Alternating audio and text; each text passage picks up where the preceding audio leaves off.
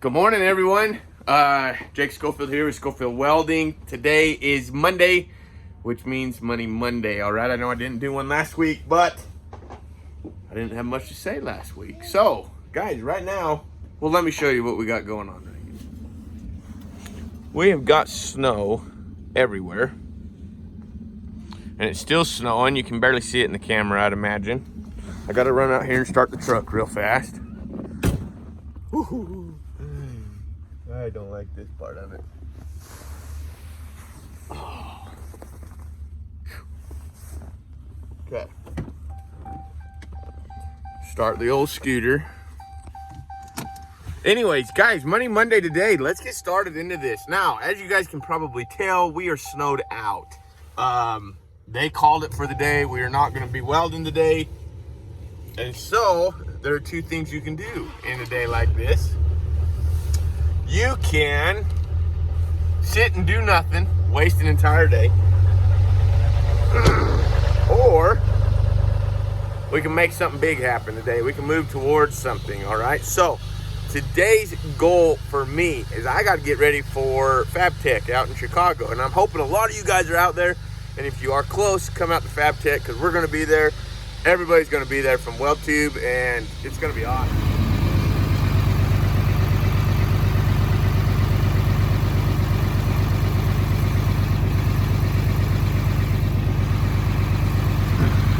I think you found fast enough.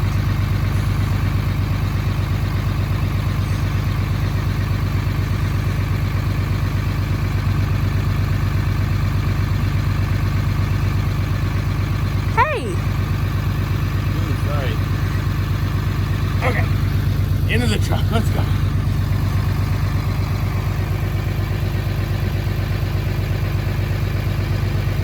Guys, welcome back, Money Monday. I even got Liza here with me right now. So one of the biggest questions I get asked on a regular basis is about taxes and health insurance. As a contractor and as an employee, all right, I'm going to tell you right now, as a contractor, taxes are going to be better for you, all right? Now, the reason being is if you look into the tax laws, some of the things that, like, basically the taxes are there to help grow the country, but they kind of they strategically put things there to try to build certain industries up and down, all right? As far as creating business or being an employee. Now, one of the things about being an employee is you are going to get hit harder than anybody else on taxes. Now, as a contractor, you could get hit hard too if you don't understand how to use taxes. Now, the reason taxes for a contractor are better for us, so like we don't pay near the amount that most people do, all right, as far as an employee versus a contractor. The reason being is because we invest back into the company. Now the country wants business, so they're going to give tax write-offs to people that have employees, that have that are growing businesses, that are trying to. They basically want you to become a central hub to take care of multiple people, if that makes sense. Does that make sense? Yeah. So they're going to give you a better tax write-off than the guy that is just working as an employee.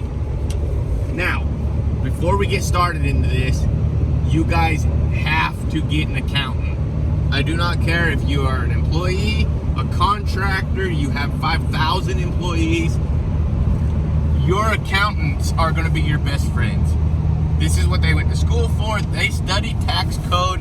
They love tax code, which I hate, but they are your best friends, and they are worth every penny that you pay them. Now, there are good accountants and there are not so good accountants. So you need to really do your homework, pay attention to who you are hiring to be part of your team, all right? So this is called building a team.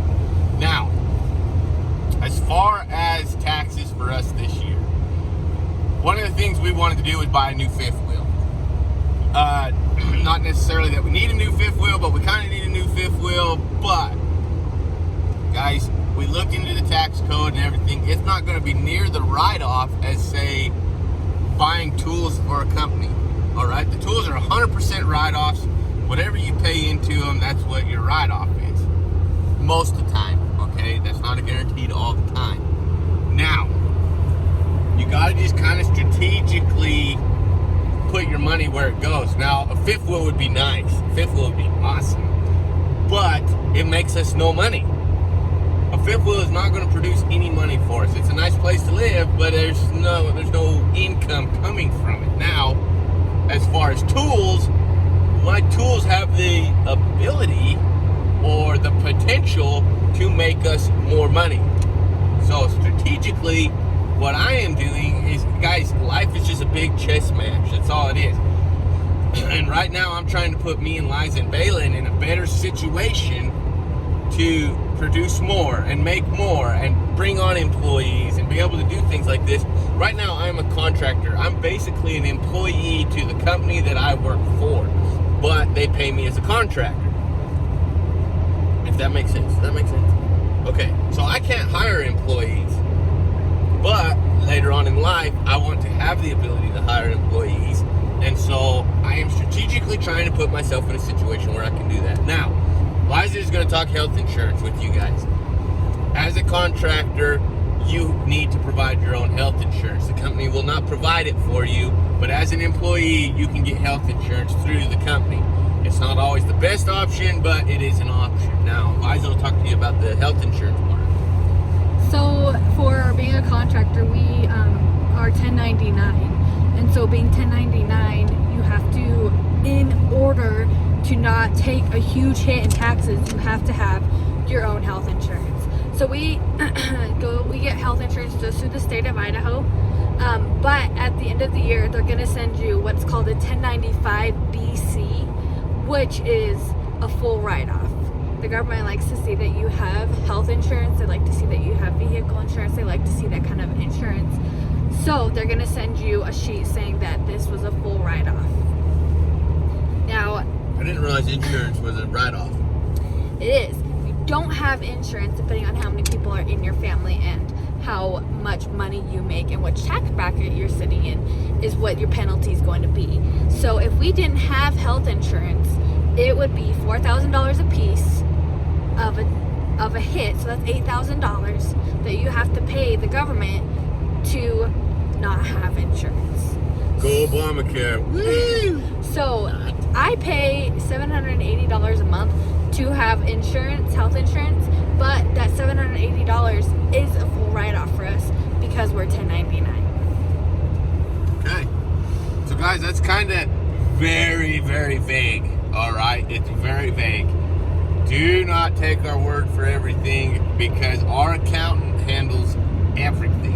But the thing is that it's different in every state. So for the state of Idaho, that's what works for us because we file taxes through the state of Idaho. Now you may be filing it through someone else, different state. This year it'll be Colorado for us. This 2019 is Colorado, and it still is going to be the same thing because Colorado also likes to see that you have health insurance. And you have to talk to your tax accountant, and that's why we advise having one, because they know exactly what you need to have and what you need to do to write certain things off. Our tax accountant, Jake's been using him for years. 8-10 years. So he knows exactly, and you have to choose one that understands this lifestyle. That's the hardest thing, because we can write off so many different things because we live on the road, but because we're 1099, we can also write off that many more things because we are not employees. I don't know if that really makes sense or not, but like Jake said, you can write off more as a contractor, and so you're saving money in the long run. Yeah. So we're buying all these tools, and it almost comes out, say we spent $50,000 on tools, and then we spent $50,000 on living expenses. They'd rather see you spend it on your business, and so we're still gonna have to pay the 50 part of taxes for the $50,000 we spent on living expenses instead of our tools. Just get your accountant, make sure that you pay him, because he is going to be your best friend. He's going to be your biggest lifesaver for real. It's going to be the thing that keeps most of your money in your account and legally. All right, all this needs to be done legally. So hopefully that all makes sense. Have a great Money Monday. Be blessed. We'll talk to you later. See ya.